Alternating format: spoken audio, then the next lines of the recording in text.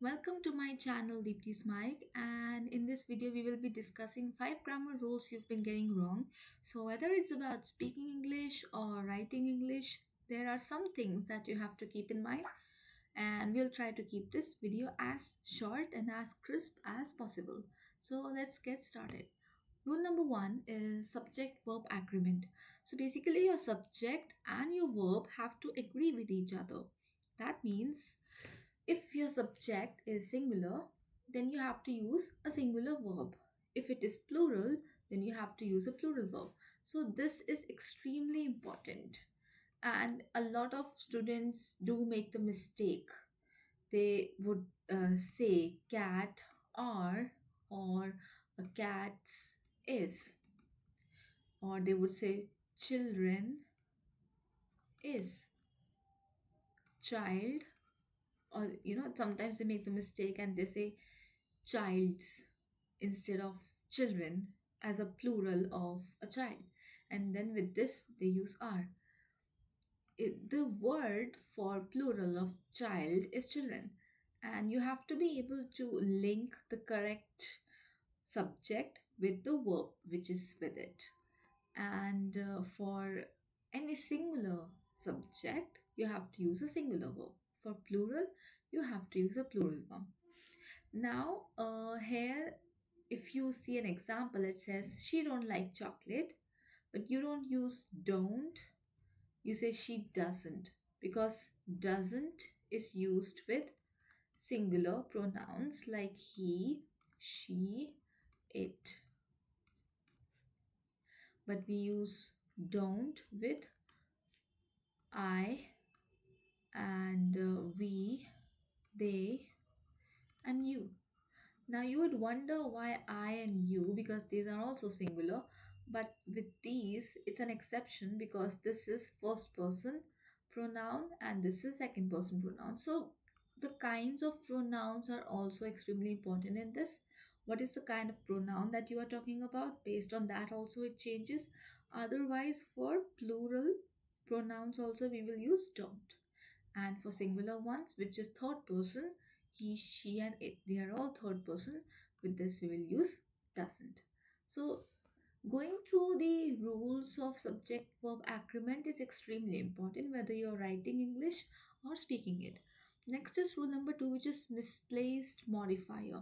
Now modifier is basically something which modifies whatever word it is with. So you can misplace that, and that can also lead to your sentence getting wrong. So a modifier should be placed next to the word it modifies. Next to the word, that means you have to either put it after it or before if it is an adjective, because an adjective will modify a noun. So if you say she served sandwiches to the children on paper plates, you should rather say she served sandwiches on paper plates to the children. So this is the correct method of doing it, because you have used she served sandwiches. This is the subject, this is the verb, and this is the object. But on paper plate is something which you are adding on to the whole sentence over here.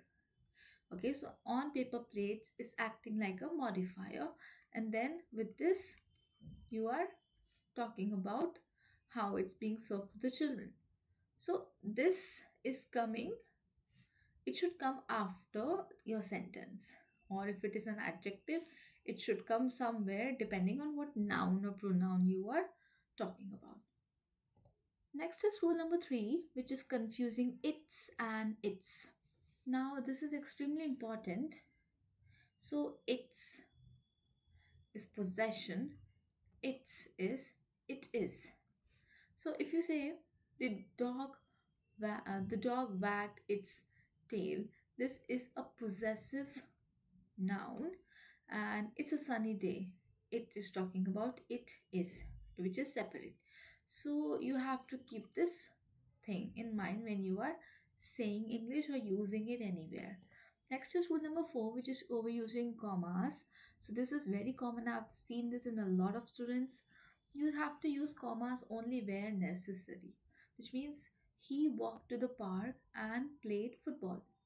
So there is no need to put a comma before and after a conjunction. And is a conjunction, and you should never use punctuations around a conjunction. I mean, there are some exceptions to this, but if your conjunction is in between the sentence, then it's not recommended. If it is in the beginning, like you're starting a sentence with although, or something similar, which is a conjunction at the beginning, then maybe for some sense you can use a comma, but otherwise you really don't need to, and you should only use it when it's truly necessary. So here we are not going to put any commas. Next is rule number 5, which is about who versus whom, and this is also extremely common. People get confused between who and whom.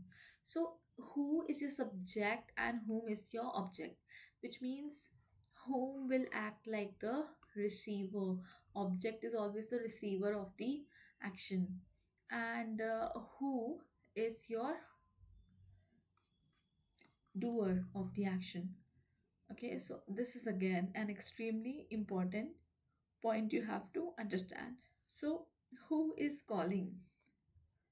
So, when you're talking about this, then your who over here is acting like a subject. But if you say to whom should I address the letter? Here, whom is the receiver of the letter. So, whom here should is the object. So, these are the things that you have to keep in mind when you are either writing English or you are speaking English. I hope these points are clear to you. So basically, what did we discuss? We discussed about modifiers, we discussed about how you have to use it versus its, and then who versus whom. Then you have to also keep in mind the punctuations, and there's the subject verb agreement. These 5 things you'll keep in mind, and then based on that, you slowly improve upon the way you use the language. So I hope it's clear to you, and if there's any doubt, feel free to let me know in the comment section. If you find these videos helpful, please subscribe, and I thank you for your support. And I'll see you in the next video. Bye.